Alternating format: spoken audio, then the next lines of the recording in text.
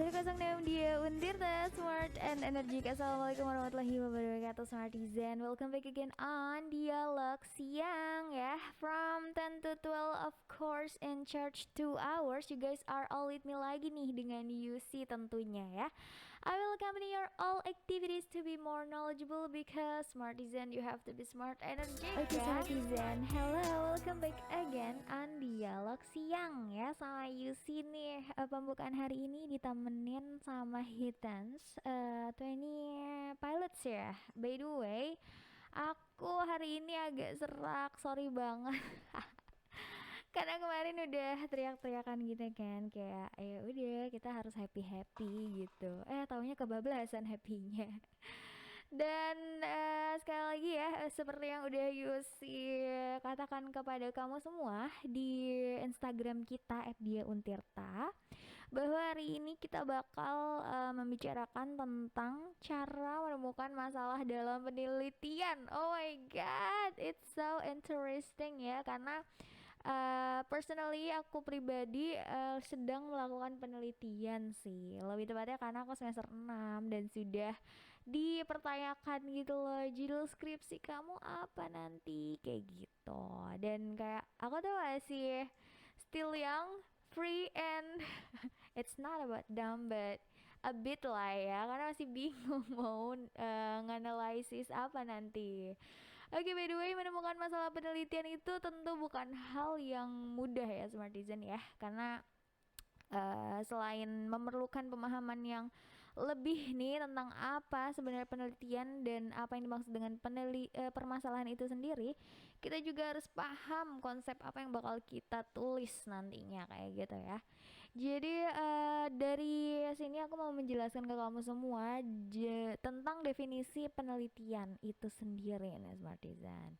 Jadi kalau kamu lagi di semester akhir pasti udah bukan hal yang aneh lagi bertemu dengan kata penelitian atau research kayak gitu ya. Jadi penelitian ini adalah sebuah proses kegiatan yang mencari kebenaran nih terhadap suatu fenomena atau fakta yang terjadi dengan cara yang terstruktur dan sistematis nih Smartizen. Jadi lebih ke akademis banget gitu kan, karena kan terstruktur dan sistematis.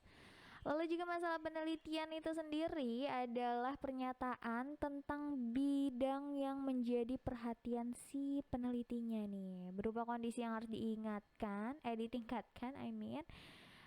kesulitan untuk dicarikan solusi dan pemecahannya nih ya, atau pertanyaan yang mengganggu yang ada di dalam literatur ilmiah dalam sebuah teori. Jadi ketika ada suatu masalah atau suatu pertanyaan yang belum terjawab, itu bisa dijadikan masalah penelitian kamu kayak gitu ya, sepertinya.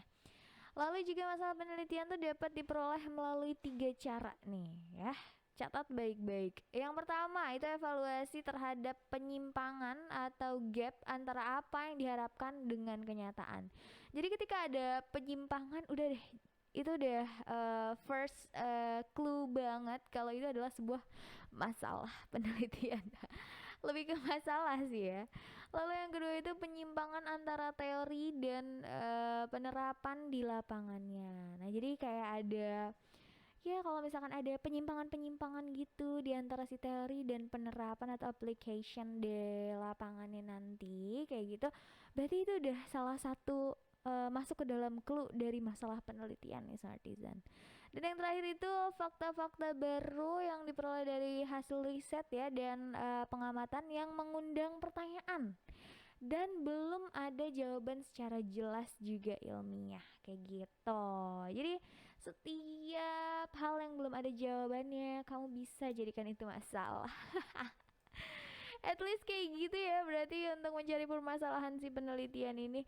By the way, don't go anywhere karena Yusi bakal membahas lebih lanjut tentang pencarian masalah ya untuk penelitian ini. Tapi jangan suka cari masalah deh, nanti rindu kayak Firsa Besari nih, karena terlalu cari masalah karena dia LDR juga gitu ya. This is Celengan Rindu Firsa Besari from Tangga nih Smartizen. Cinta begini katanya, biar aku yang ngalah, aku yang nerima. Aduh, enggak sih, kalau gitu sih gak mau. Kayak aduh, agak keras juga sih ya kehidupan percintaan 2020 tentunya. Well, kita tetap membicarakan tentang cara menemukan masalah ya Smartizen di dalam penelitian. Kalau aku pribadi sih nggak usah nemuin masalah. Jadi masalahnya tuh nyamperin sendiri gitu loh.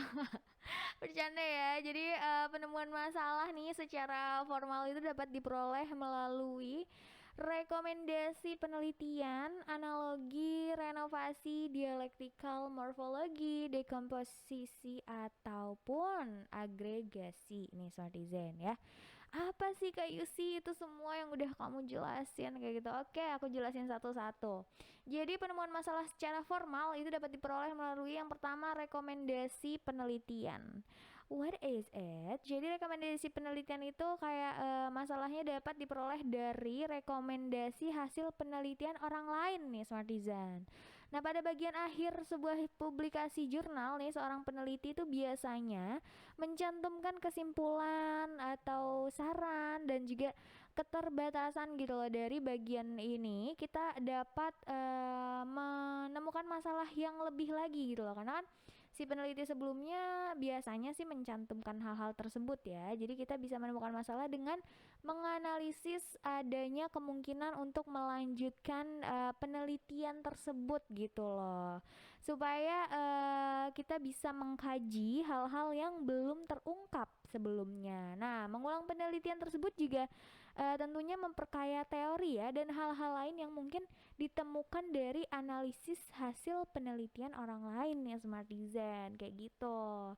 Lalu yang kedua itu dari analogi. Nah, kalau misalkan analogi ini merupakan penemuan masalah dengan cara mengadaptasi masalah dari suatu apa ya yang disebut pengetahuan dan menerapkannya ke bidang pengetahuan baru kayak gitu. Jadi dari sisi si peneliti tapi dengan adanya persyaratan bahwa kedua bidang tersebut itu harus memiliki kesesuaian dalam hal-hal yang penting kayak gitu. Jadi tidak bisa kalau analogi nih ya mungkin agak rumit karena harus one to another-nya itu fit in atau match gitu kan. Terus yang kedua itu yang ketiga, sorry to say, yang ketiga renovasi nih ya Smartizen. Jadi renovasi itu bukan yang rumah gitu, bukan. Tapi renovasi ini juga merupakan sebuah metode menemukan masalah dalam penelitian, yakni dengan cara menggantikan atau mengurangi atau justru menambah suatu unsur baru untuk meningkatkan kebenaran sebuah teori yang dipakai tersebut gitu loh. Jadi kayak renovasi itu lebih ke inovasinya kali ya. Nah kan renovasi dan inovasi. Nah inovasi itu kayak pembaharuannya kayak gitu loh. Lalu yang keempat itu dialektikal nih Smartisan. Apa tuh dialektikal? Dialektikal adalah bantahan terhadap suatu teori tertentu tentunya ya. Ekstrapolasinya nih dengan cara penemuan masalah dengan ekstrapolasi itu sendiri. Terus apa sih ekstrapolasi? Itu merupakan sebuah pembuatan suatu tren pembuatan tren suatu teori ya atau tren permasalahan yang sedang dihadapi kayak gitu.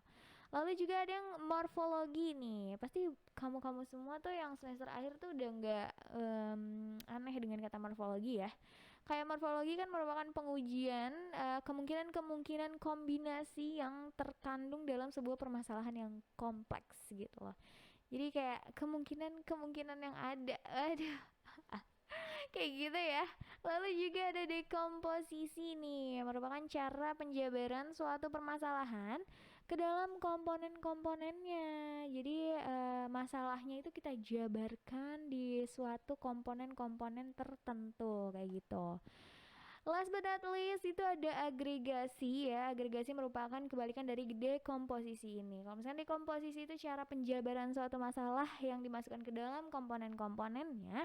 Agregasi adalah mengambil hasil penelitian atau teori gitu dari berbagai bidang atau beberapa penelitian dan mengumpulkannya membentuk suatu permasalahan yang lebih rumit lagi dan lebih kompleks lagi tentunya kayak gitu. Jadi itu ya ada beberapa penemuan masalah melalui pendekatan-pendekatan yang formalnya ya Smartizen. Tadi aku udah sebutin berapa tuh? Ada 1, 2, 3, 4, 5, 6, 7. Ada 7 nih Smartizen. Jadi kamu semua yang masih bingung untuk menemukan masalah, silahkan langsung tanyakan aja ya ke question box kita di Instagram @diauntirta, atau bisa langsung komen down below nih di live chat kita, tentunya nih di live streaming kita sekarang di 106 Dia Untirta, atau kamu mau nelpon via WhatsApp numbernya admin kece kita, boleh banget ya di 081 808 106 106 gitu ya Smartizen. Aku tunggu loh pertanyaan-pertanyaan kamu, semoga aja bisa dijawab dengan baik ya nantinya. Well, setelah ini sih mau puterin lagu lagi nih buat kamu semua yang masih nemenin aku di luar sana. Kira-kira mau apa ya? Oh iya, kamu juga boleh request banget ya lagu-lagu yang mau kamu dengerin mungkin sambil ngerjain tugas, as what I do now. This is Geisha, kamu yang pertama. Dan jadi ya suaranya Yusi banget gak sih nih Cinta Laura. Welcome back again on Dialog Siang, masih sama aku tentunya selama 1 jam ke depan lagi berarti ya. Well, tadi kamu yang dari awal temenin aku pasti tahu dong hari ini kita membahas tentang cara menemukan masalah ya. Meski nggak usah dicari masalah pasti datang sendiri, tapi ini masalahnya beda gitu loh. Oke, well tadi Yusi udah jelasin ke kamu semua cara menemukan masalah melalui pendekatan formalnya nih ya. Sekarang Yusi mau kasih tahu ke Smartizen semua cara menemukan masalah melalui pendekatan non formal. Jadi ada pendekatan formal yang tadi ya, dan juga pendekatan non formal nih. Jadi penemuan masalah juga dapat diperoleh dengan non formal tentunya. Beberapa pendekatan yang umum digunakan ya dalam pendekatan non formal ini antara lain itu konjektur, lalu juga fenomenologi, konsensus, dan juga pengalaman nih Smartizen. Tapi sebelumnya karena ada beberapa kinda apa non formal ini, aku bakal jelasin satu-satu. Sebenarnya apa sih Kak isi konjektur itu? Oke, that's it ya. Jadi konjektur itu adalah permasalahan yang ditemukan dengan naluriah ya melalui fakta apresiasi individu terhadap lingkungannya kayak gitu Smartizen, dan tentunya tanpa dasar-dasar yang jelas ya kayak gitu. Jadi pendekatan ini juga biasa dilakukan oleh orang yang memiliki intuisi dan kepekaan terhadap fenomena penelitiannya nih Smartizen.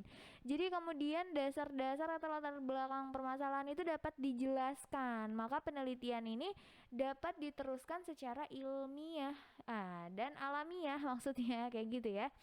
Jadi awalnya itu kayak lebih ke perasaan aja kali, kayak kayaknya ini kayak gini deh kayak gitu kan.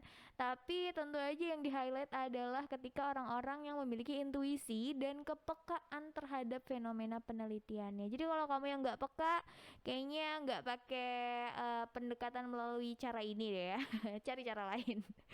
Oke, yang kedua ada fenomenologi. Nah, menemukan permasalahan-permasalahan yang baru yang berhubungan dengan fenomena-fenomena yang dapat diamati tentunya. Jadi pendekatan ini tuh paling umum dilakukan oleh peneliti pemula gitu loh, kayak mahasiswa yang kayak saya ini kan, atau yang sedang menempuh skripsinya gitu loh. Jadi rata-rata mereka tuh take something melalui dari permasalahan-permasalahan fenomena yang dapat diamati kayak gitu sih. Lalu juga yang ketiga itu konsensus nih ya. Jadi konsensus itu penemuan masalah dari hasil kesepakatan Smartizen ya. Jadi misalnya kesepakatan para ahli dalam suatu bidang yang sama kayak gitu. Jadi ya kayak iya udah lo masalahnya udah ada nih, tapi hasil dari kesepakatan bersama, jadi cari masalahnya sama-sama. Kayak gitu. And the last is pengalaman. Ini sih yang paling aku banget gitu loh. Jadi kayak aku tuh udah Kalau misalkan bagian formal kayaknya nanti dulu deh gitu loh. Jadi kalau aku pertama mencari masalah itu ya dari pengalaman dulu gitu. Jadi kayak pengalaman juga merupakan sumber permasalahan kan yang dapat dijadikan kajian penelitian tentunya. Baik pengalaman yang gagal maupun pengalaman yang sukses di masa lalu. Ini tapi relating to the penelitian ya, bukan pengalaman-pengalaman kamu bersama dia yang tidak baik-baik saja itu. Aduh.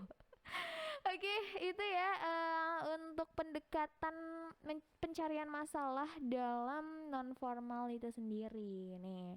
Kalau kamu banyak masalah, ya udah deh, jadikan itu salah satu pertanyaan di kepala kamu dan relatekan dengan hasil penelitian kamu aja gitu ya. This is Love and Mary nih. Aku langsung aja deh mau puterin lagu biar kamu juga nggak pusing-pusing banget dengerin penjelasan aku yang bener-bener bermasalah. Wow, it's not a problem ya. This is tadi aku mau muterin siapa sih? Love and Mary ya, Lan Lian yang jadi somebody from Kygo and One Republic Smartisan. Oke, katanya sometimes you gotta lose somebody kayak gitu. Emang bener sih ya, karena hidup tuh tidak melulu tentang mendapatkan. Kadang kita harus merasakan yang namanya kehilangan seseorang, karena orang tuh kadang datang tuh bukan untuk tinggal, tapi memang hanya untuk memberi kesan saja, kayak gitu ya. Well, welcome back again on dialog siang tentunya masih sama Yusi di sini. Wow, sudah 1 jam setengah nih aku nemenin kamu ternyata ya sudah pukul 11.33 nih. Well, aku masih ada pembahasan lagi tentang bagaimana cara menemukan masalah. Kalau misalnya tadi aku udah jelasin ke kamu nih ada beberapa pendekatan ya cara menemukan masalah itu sendiri. Sekarang aku mau kasih tahu ke kamu bagaimana caranya merumuskan suatu masalah itu sendiri nih Smartizen.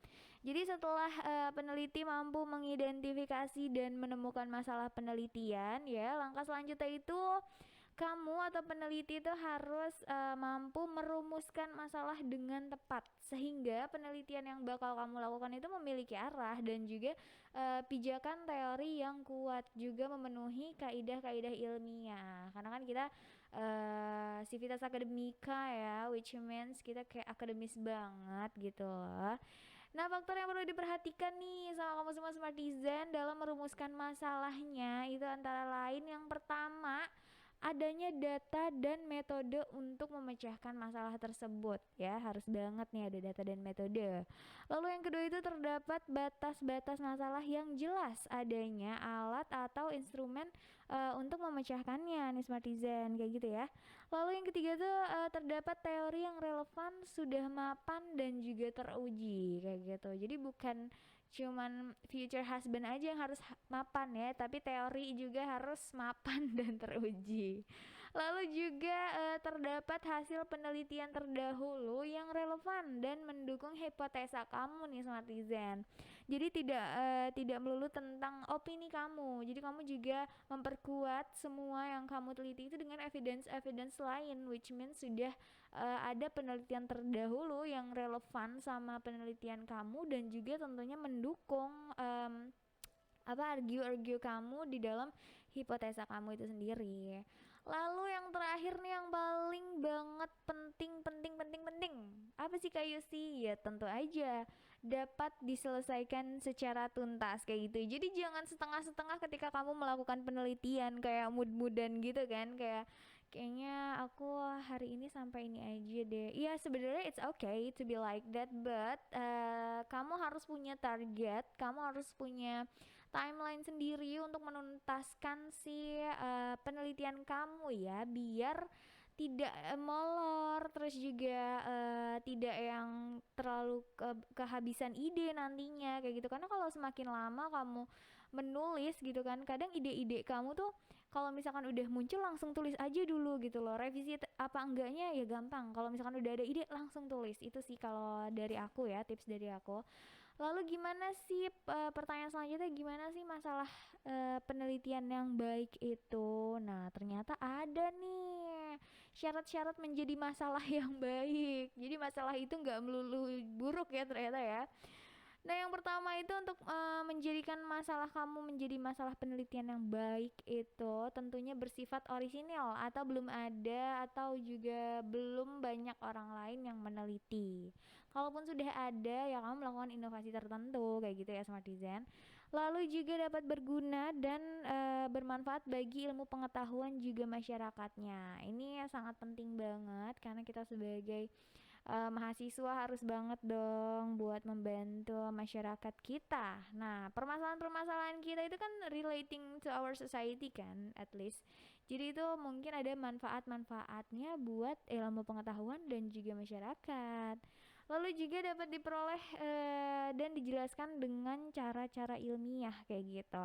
Karena apa? Karena kamu ada di lingkungan formal gitu loh. That's why you have to be more deeper your thesis. It's not about thesis ya, research maksud aku, supaya bisa dijelaskan dengan cara-cara ilmiahnya kayak gitu ya. Lalu juga masalah penelitian yang baik itu contohnya itu jelas dan padat kayak gitu. Jadi jangan ada penafsiran yang lain terhadap masalah tersebut. Jadi harus satu fokus, satu apa ya namanya, views kayak gitu kan, biar kamu tidak kemana-mana. Nah, aku mau cerita sedikit nih Smartizen. Aku pernah melakukan research dengan salah satu lecturer aku di uni tentunya ya, dan aku tuh pernah dapat revisi kayak gini. You see, your head is so itu loh, kayak aku yang in Indonesia aja, kayak kamu tuh di kepala kamu tuh terlalu banyak banget ide kayak gitu. Jadi that's why kamu tidak bisa menulis dengan baik. Ya, FYI aku memang kalau misalkan untuk hal menulis aku sangat kurang gitu loh. Cuman aku terus mencoba bagaimanapun kan. Jangan seperti itu jadinya. Kalau misalkan di kepala kamu terlalu banyak ide, justru akan memperlemah gitu argumen awal kamu.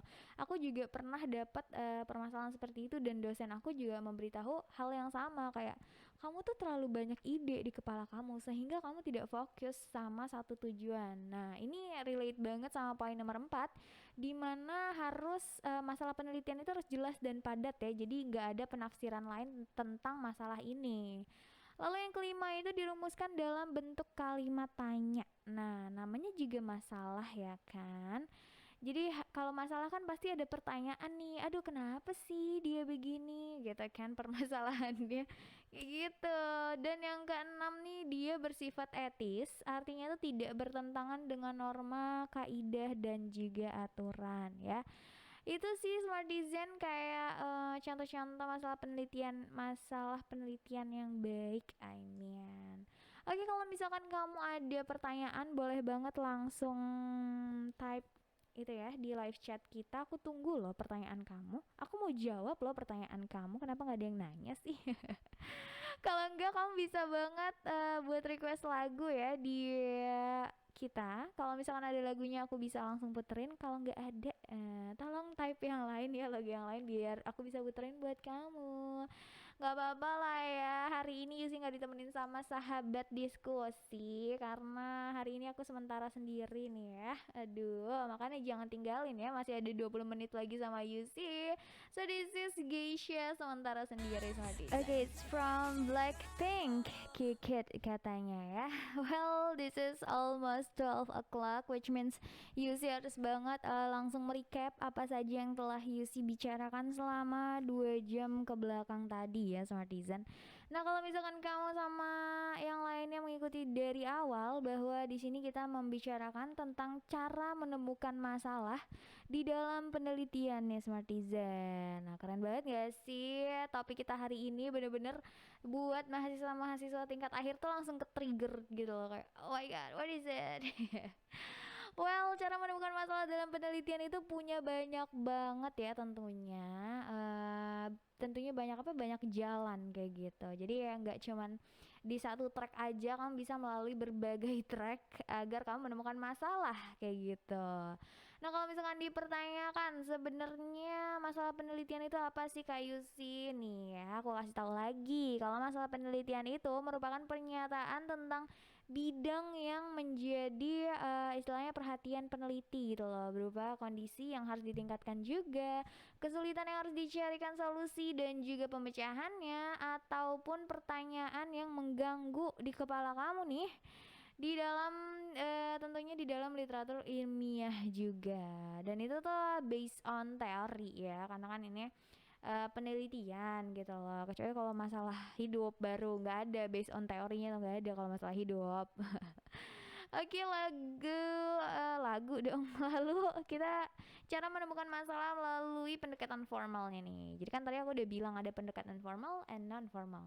Kalau yang formal kamu bisa menggunakan pendekatan rekomendasi penelitian. Jadi ini kayak hasil penelitian orang lain ya, yang istilahnya belum fix in atau belum, masih ada beberapa masalah yang kemungkinan bisa melanjutkan penelitian tersebut kayak gitu. Lalu juga analogi nih ya, analogi itu merupakan penemuan masalah dengan cara mengadaptasi masalah tersebut dari suatu pengetahuan yang menerapkannya di bidang pengetahuan baru tentunya ya, Smartisan.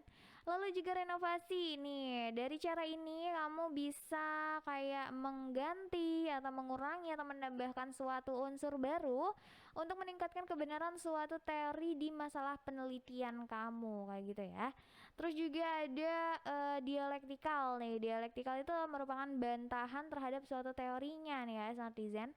Lalu ada morfologi yang merupakan pengujian kemungkinan-kemungkinan kombinasi yang lebih kompleks lagi, dan dekomposisi ini merupakan cara penjabaran suatu permasalahan ke dalam komponen-komponen lainnya. Sedangkan agregasi itu sendiri itu kebalikan dari dekomposisi, which means kayak kita tuh hasil-hasil penelitian ini dari beberapa bidang dan penelitiannya dikumpulkan untuk membentuk suatu permasalahan yang lebih rumit dan kompleks lagi kayak gitu. Lalu kalau misalkan kamu nggak mau nih via pendekatan formal ya, kayak kamu mau pendekatannya jadi dari jalur apa gitu kan pertanyaannya. Kalau kamu pendekatannya dari jalur non formal nih ya, kamu bisa mendekati si masalah penelitian itu dengan cara konjektur atau permasalahan yang ditemukan dengan naluriah ya, netizen. Lalu juga fenomenologi itu kayak permasalahan yang berhubung dengan fenomena-fenomena yang terjadi di sekitar dan tentunya dapat diamati ya. Lalu ada konsensus. Ini merupakan penemuan permasalahan yang dari hasil kesepakatan bersama para ahli di bidang yang sama tentunya ya. Lalu juga ada based on pengalaman. Waduh, ini sih kayak langsung relate banget sih kalau based on pengalaman, karena juga pengalaman merupakan sumber permasalahan yang dapat dijadikan kajian penelitian nih ternyata, Smartisan. Gak usah ketawa, memang pengalaman kamu tuh banyak masalah banget sih. Lalu juga gimana sih Kak Yusi cara rumusin masalah? Banyak banget caranya. Nah, faktor-faktor yang perlu diperhatikan itu, kamu harus banget punya data dan metode untuk memecahkan masalah kamu. Lalu juga kamu ada tahu maksudnya batasan-batasan masalah yang jelas adanya gitu loh. Terus juga kamu tahu teori yang relevan, mapan dan juga teruji yang bisa kamu pakai nantinya untuk menjadikan sebuah pisau penelitian kamu nanti nih. Lalu juga terdapat hasil penelitian dahulu atau relevan yang bisa mendukung hipotesa kamu secara menyeluruh ya, Smartisan. Dan terakhir itu tentu aja dapat diselesaikan secara tuntas, karena kalau nggak tuntas ya kamu nggak jadi menelitinya kayak gitu. Dan yang terakhir nih, cara menjadikan masalah penelitian kamu menjadi masalah penelitian yang baik. Tentu aja caranya itu gampang banget. Yang pertama itu, yang penting ide kamu itu orisinil ya, atau belum ada yang punya, atau kamu tidak mengklaim ide orang lain. It's okay if you do something like inovasi, tapi tidak dengan copy paste kayak gitu ya. Dan yang kedua itu dapat berguna dan bermanfaat bagi ilmu pengetahuan juga masyarakat sekitar. Setidaknya untuk masyarakat sekitar kamu gitu ya. Dan yang ketiga tuh dapat diperoleh dan dijelaskan dengan cara-cara ilmiahnya nih, Smartisan kayak gitu. Yang keempat, jelas dan padat, jangan sampai ada penafsiran lain.